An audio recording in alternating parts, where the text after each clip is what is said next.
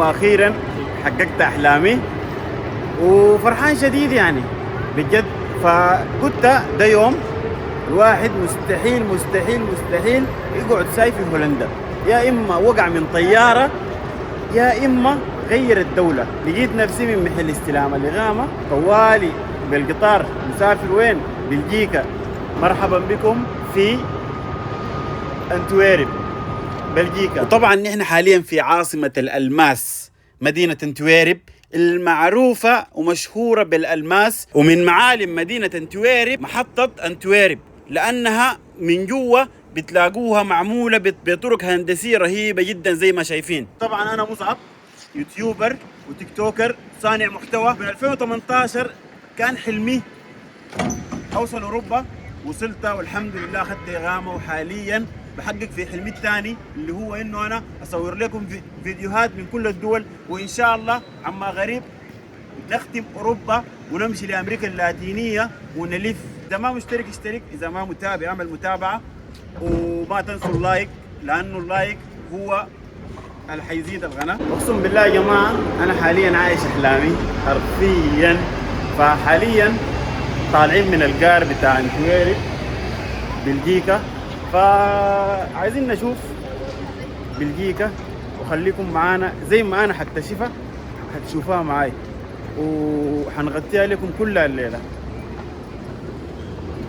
يا سلام يا اخي، بلجيكا مع بلجيكا يا جماعه، اقسم بالله النفسيات عاليه جدا، عاليه عاليه لمن بهناك. ف اوريكم الحته دي ظريفه كده.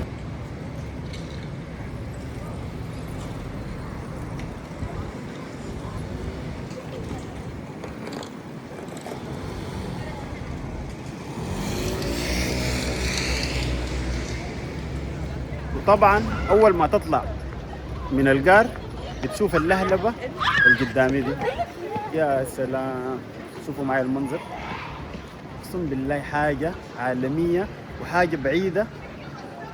لا لا لا لا لا. وطبعا من وسائل التنقل المهمه العجلات دي، فبتسهل عليك كثير. اول انطباع ماخذه عن بلجيكا، وللاسف في واحد مغربي قال لي يا زول اعمل حسابك انت شايل التليفون كده وماشي بيه، بيتلموا فيك 4-5 بيطلعوا لك سكين، قال لي بنهوا منك التليفون ده مباشرة بيطعنوك وبيشيلوا منك. فدي حاجة بتخوف والله، كذب عليكم، لكن نحن شنو ما بنخاف والله، ماشيين طقايق ما عندنا حاجة ليزول، لافين واللي بيركب معانا راس بنركب معه راس. شايل لي هنا زي ما شايفين دي علي الطلاق دي امسكها في يدي، جوني 4 جوني 10 والله يكسرهم كسر، عرفتوا. وفي الاخير الكاميرات في الشوارع جو بوليس بحكي لهم الحاصل كله شنو. وحاليا ماشيين في شوارع السياح، فانتوا شنو شوفوا لما تجوا مدينه جديده دائما امشوا ورا السياح. السياح بيكونوا عاملين بلانات، يلا انتوا من البدايه يا تعملوا خطه تكونوا ماشيين وين، وفي عجلات هناك بيدجروا عجلات وتمشوا بها، يا شنو اذا ما عاملين خطه بتتابعوا السياح بس، والسياح بيوصلوكم محل انتوا ماشيين. لكن اديكم الزيت، بلجيكا حلوه ومليانه سياح، يعني حاجه كده ما شاء الله عليها.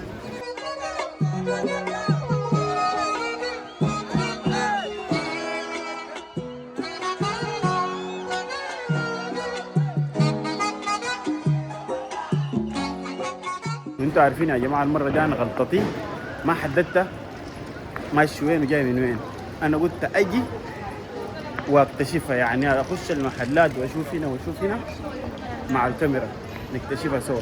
فحاليا شكلي قدامي كانت شوب ما عارف، لكن هنا وصف لي المغربي قال لي اذا عايز تشوف المحلات الشوب واي حاجه بالاتجاهات ده امشي. بس حاليا انا قدام المناطق. طبعا يا جماعه بما انه انا اول مره اطلع من هولندا، فكنت رايح بسبب شنو؟ ما فعلت التجوال. انا عندي انترنت، فبسبب انه ما فعلت التجوال نتي ما اشتغل، فكنت ضايع وما عارف اي حاجه. فحاليا يوم الوضع زبط وكل شيء زبط جابت لها مطره. يا اخي ده حظ، بالله ده حظ. لكن برضو قاعدين وحنغطي وحنكمل يومنا عادي كأنه ما في حاجة وما في شيء بيوقفنا، لأنه ده شنو؟ ده حلمنا ومواصلين. بس ما تنسى الاشتراك واللايك عشان نكمل الحلم سوا. الحاجة اللي اكتشفتها هسه حاليا، بما انه نحن في اول سفرة، طبعا دائما اول سفرة بيكون فيها اخطاء وبتكتشف اخطاء. الحاجة الاولى اكتشفتها انه في البداية لما تفكر تسافر، اول حاجة شوف الوزر، الطقس. بعد ما تشوف الطقس انه ظابط ما ظابط، هل اليوم ده حيكون ظابط ولا لا. وثم تاني انترنت. الحاجتين ديل مهمات شديد. اذا الحاجتين ديل ما ظبطتهم اوعى تفكر تسافر، لانه بيحصل فيك الحصل في نفسي ده. ماشي وما اعرف نفسي ماشي وين، بتمطر والحمد لله. بس الحاجه السمحه انه ظبطت الانترنت. في كنيسه هنا فجاي اشوفها، وقدامي في شكل بحر كده ولا شاطئ ولا ده شنو، فجاي اشوفه عشان شنو ما عندي زمن وحارجع هولندا تاني. والحاجه الثالثه اللي لازم تشتريها مظله، لانه اذا حصل معكم اللي حصل فيني ده بتحلكم. زي ما شايفين انا في محل في بلجيكا اشتريت المظله دي ب10 يورو، فما اعرف ده سعرها ولا بس عادي. يعني تخيلوا معي الحظ ده، اللحظه اللي اشتري فيها مظله المطره تجيب. والله العظيم حاجات بتحصل الحياة الليله ده، الحمد لله. بس دي من المعالم الشهيره في انتويرب، حاطينها في الساحه زي ما شايفين الساحه كامله. يا سلام على بلجيكا. بس الليله الجو خزني شديد. دي الكنيسه، وبعد شويه هنمشي البحر بهناك.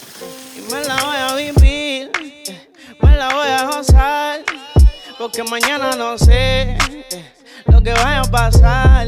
Antes vivía con gente, ahora todo me da igual. Porque aquí todo está bien, nada está mal. Adiós todo. طبعا الوراي ده بحر انتويرب، وحاليا طالع من البحر قدامي الكنيسة حقت انتويرب زي ما شايف. السياح ماشيين قدامي. وطبعا الزول داك حذرني، قال لي اوعى تخليها تضلم، لانه اذا ضلمت حتلقى ناس بيجوا بينهبوك. اديك لا نظيفه. قال لي يا اخي معقوله هولندا دي؟ اقسم بالله جنه يا جماعه. كان كده والله جد هولندا دي تلف لي 4 صباحا ما في زول بيجي بيكورك فيك ولا بيعمل لك حاجه. يا اخي معقوله؟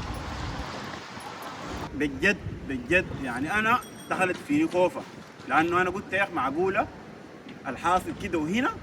لكن لفيت وشفته وهبشته وصورته زي ما صورت لكم السنتر جوا زي ما شايفين هسي. وبعد كده ما حصل معي اي شيء، صورته وجيت ومشيت ولفيت والدنيا كانت حلوه شديد. فمن الاخير انتويرب تستاهل الزياره. اذا ما مشترك اشترك، وان شاء الله الفيديو ينال اعجابكم، وما تنسى اللايك وبيس.